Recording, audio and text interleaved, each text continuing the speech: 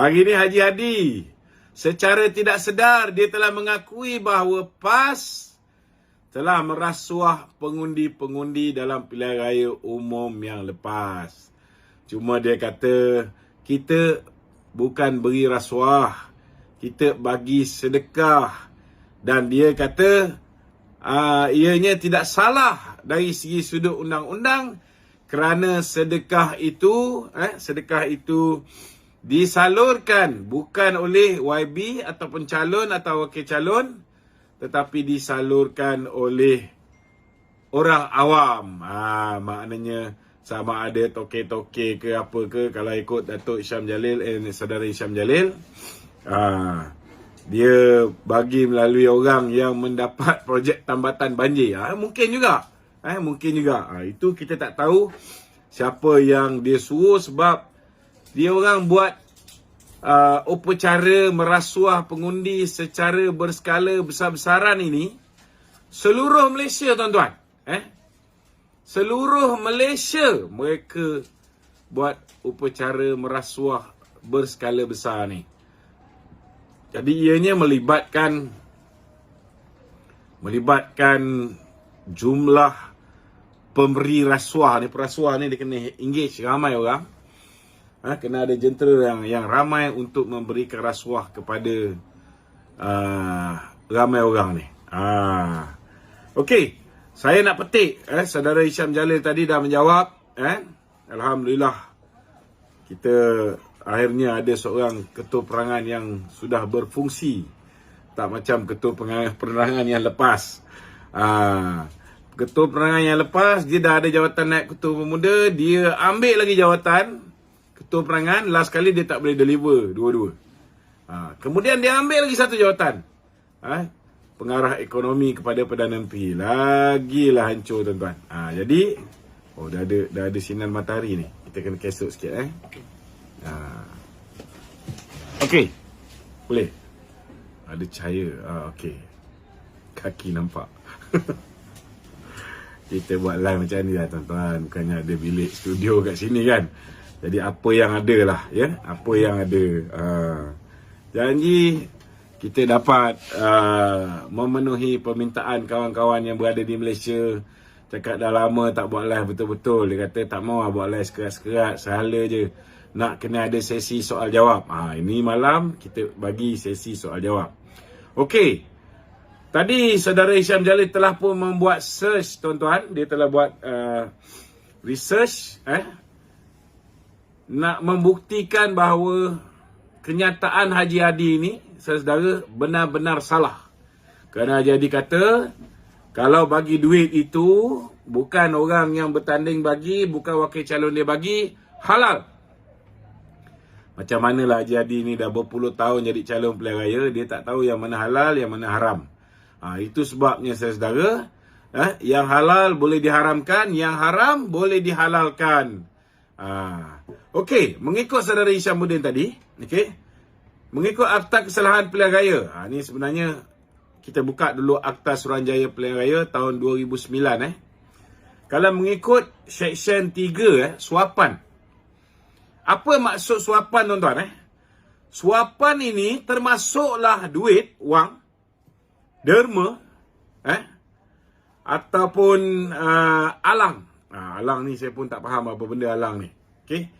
Pinjaman, bagi pinjam pun itu dikira suapan ataupun rasuah. Fee, ataupun consultation fee, ianya juga adalah rasuah. Hadiah, ianya juga adalah rasuah. Kalau tak ada duit, kita kerajaan ke, kita YB ke apa, kita cagarkan tanah kita. Cagaran tanah tu, saudara, dia dapat duit, itu juga boleh dikira sebagai rasuah, tuan-tuan.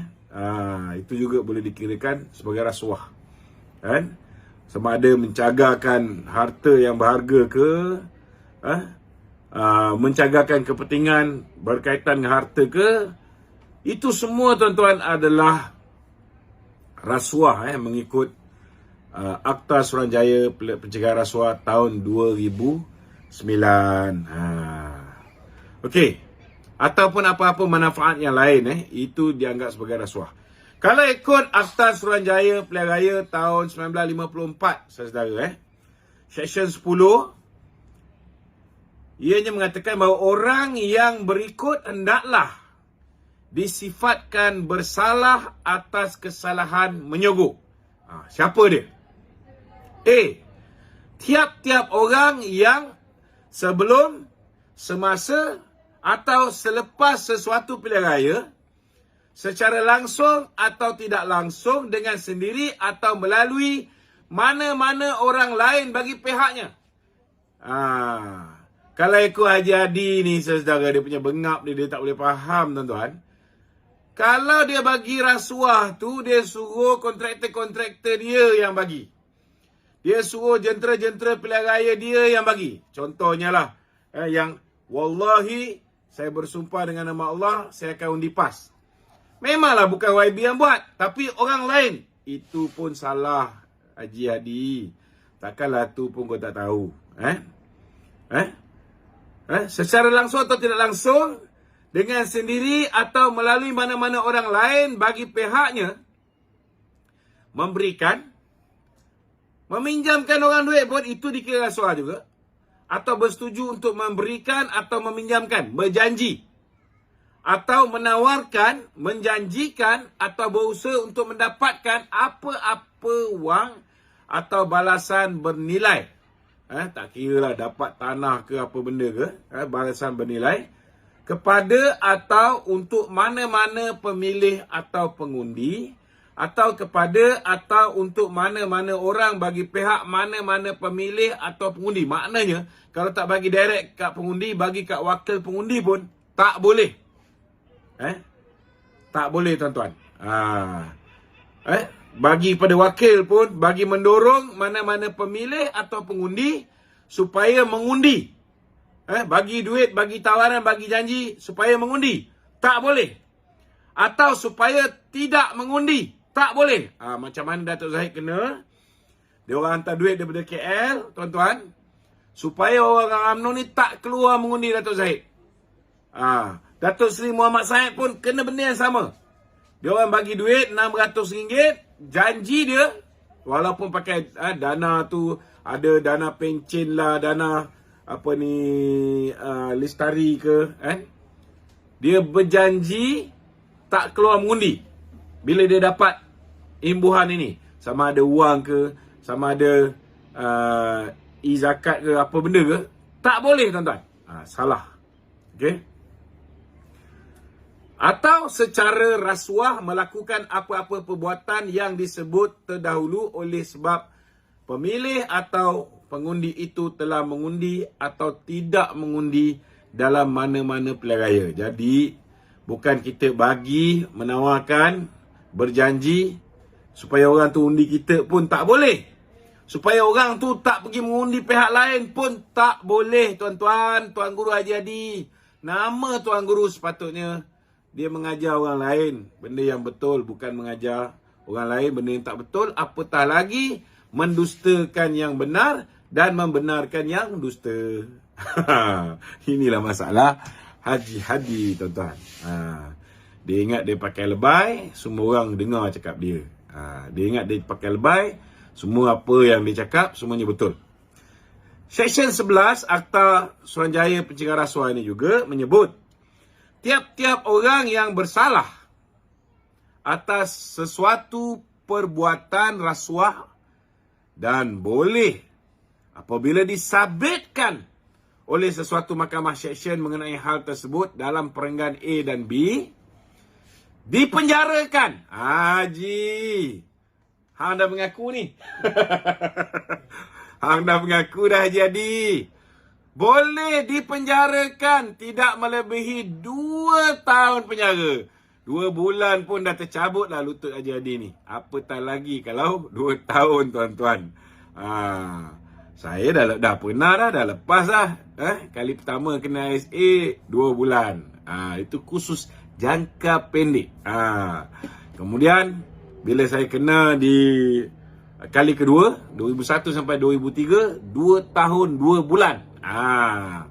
Dan dah merasa dah. Tapi masa tu dia tak bertongkat. Sihat lagi tubuh badan.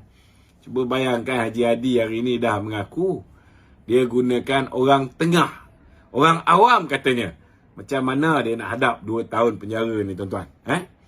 Boleh dipenjarakan selama tempoh tidak melebihi 2 tahun dan didenda. Denda pun boleh. Nasib baik tak ada sebatan. Dan didenda tidak melebihi RM2,000. Nasib baiklah. Okey. Kesalahan di bawah perenggan A dan B ini, untuk makluman tuan-tuan, ialah kesalahan boleh tangkap. Maknanya bila-bila masa, kalau kertas siasatan dah dibuka, kita minta supaya tangkapan dibuat. Boleh tangkap. Datuk Zahid dah merasa ditangkap. Datuk Najib dah merasa ditangkap. Bukan setakat ditangkap, disumbat pula di dalam lokap SPRM bawah tanah tu tuan-tuan. Basement. Datin Rosmah pun dah kena duduk dalam sana. Takkan Haji Hadi tak nak rasa. Kenalah adil tuan-tuan. Hari ni tuan-tuan, pihak SPRM dah dapat dah semua. Selepas tahan Adam Radlan ini, saudara, dah terbongkar dah semua. Penglibatan Muhyiddin, penglibatan anak dia, penglibatan menantu dia. Siapa nama menantu dia? Adlan Berhan. Tiga-tiga orang ni silap-silap saudara boleh ditangkap di lokap bersama ketika siasatan berlaku. Tunggu masa je. Kita harap jangan lama sangatlah. Kita harap pihak SPRM kena berlaku adil. Kalau misalnya Datuk Najib, Datuk Zahid, Datuk Sri Rosmah boleh ditangkap cepat je. Kenapa pula bila nak tangkap orang-orang ni, nak tangkap Muhyiddin, anak dia, menantu dia, nak dilengah-lengah. Kesian ke Adam Radlan. Dia tukang kolek ya tuan-tuan. Tetapi yang sedap, yang kenyang, siapa? Muhyiddin dan anak beranak dia. Ada juga menteri. Sabar. Tunggu SPRM. Saya boleh bagi hint sikit-sikit je. Tak boleh bagi lebih-lebih tuan-tuan. Takut nanti dia orang ambil flight lari. Kalau dulu zaman Datuk Najib, kalah pilihan raya, belum tuduh, dia orang dah sekat dah penerbangan Datuk Najib. Tak boleh pergi luar negara. Padahal baru lepas pilihan raya kalah, orang nak bercuti sikit tuan-tuan. Kan? Nak bercuti pun tak boleh. Tapi kita tengok Perdana Menteri baru ni baik betul. Muhyiddin boleh bercuti cukup lama tuan-tuan. Sampai tak nak balik pun ada juga. Tapi sekarang ni bila dah ramai orang bising, dia balik. Alhamdulillah. Maknanya kira anak jantan jugalah Muhyiddin ni nak berhadapan dengan kes-kes mahkamah dia lepas ni. Kesalahan di bawah perenggan A dan B ialah kesalahan boleh tangkap mengikut pengertian kanun tata cara jenayah. Tuan-tuan, tertaluk kepada apa-apa peruntukan tertentu yang berlawanan dalam mana-mana undang-undang bertulis yang berhubung dengan mana-mana pilihan raya. Tiap-tiap orang yang disabitkan atas sesuatu perbuatan rasuah tidak boleh oleh sebab sabitan itu didaftarkan atau disenaraikan sebagai seorang pemilih atau mengundi dalam mana-mana pilihan raya atau dipilih dalam mana-mana pilihan raya. Dan jika pada tarikh itu dia telah pun dipilih dalam mana-mana pilihan raya, kerusinya hendaklah dikosongkan dari tarikh sabitan tersebut. Tuan-tuan faham tak makna dia ni? Kalaulah kita siasat Haji Hadi dengan rakan-rakan yang sewaktu dengannya, perasuah-perasuah ini, saudara, bila siasat didapati mereka ni memang bersalah. Bila didapati bersalah saja tuan-tuan, bukan dia tak boleh jadi calon pilihan raya. Dia mengundi pun tak boleh. Dia tidak boleh memilih. Jadi pengundi pun tak boleh. Dan dipilih pun tak boleh tuan-tuan. Dia tak boleh bertanding. Dia tak boleh menjadi pengundi. Dan status dia sebagai wakil rakyat terlucut. Kerusinya kosong. Nampak gayanya kita akan adakan pilihan raya di Marang. Marang Prapu, Marang Skepot. Siap sedia lah ni. Dah nak dekat dah ni.